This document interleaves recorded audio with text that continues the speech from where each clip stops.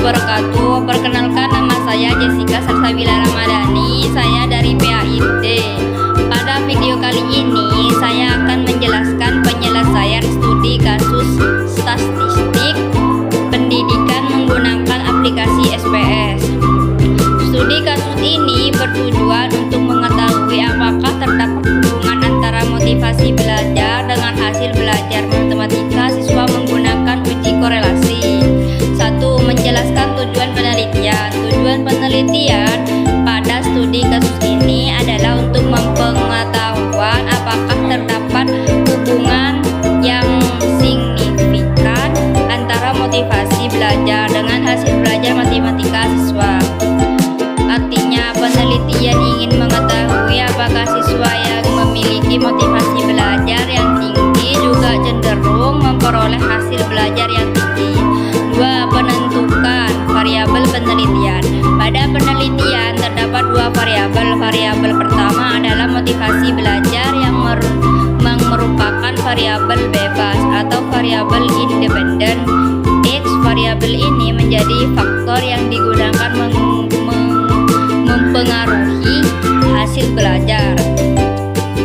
Sedangkan variabel kedua adalah hasil belajar matematika yang merupakan variabel terikat atau variabel dependen. Y. Variabel ini dipengaruhi oleh variabel motivasi belajar.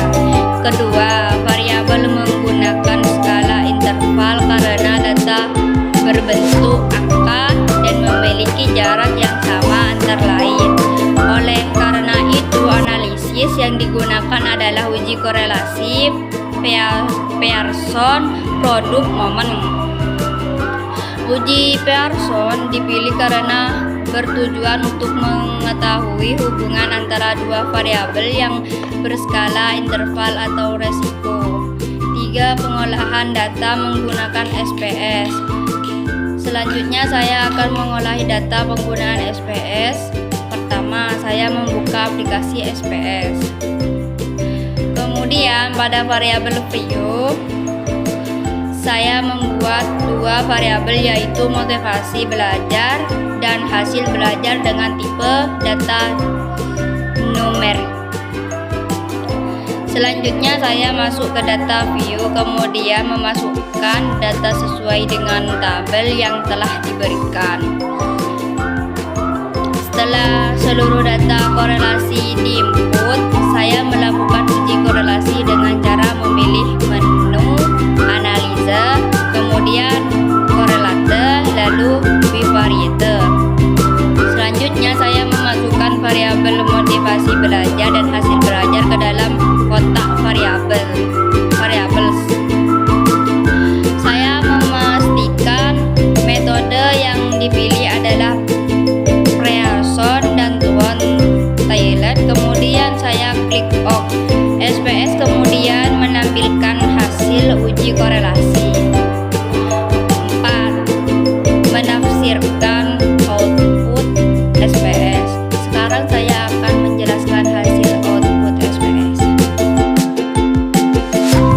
Pada output terdapat nilai Pearson correlation. Nilai ini menunjukkan arah dan kekuatan hubungan antara motivasi belajar dengan hasil belajar.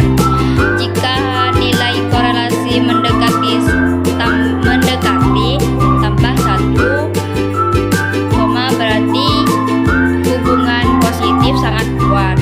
Jika mendekati 0, berarti hubungan sangat lemah atau bahkan tidak dapat berhubungan.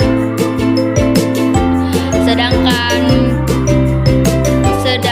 jika mendekati -1, berarti hubungan negatif yang sangat kuat.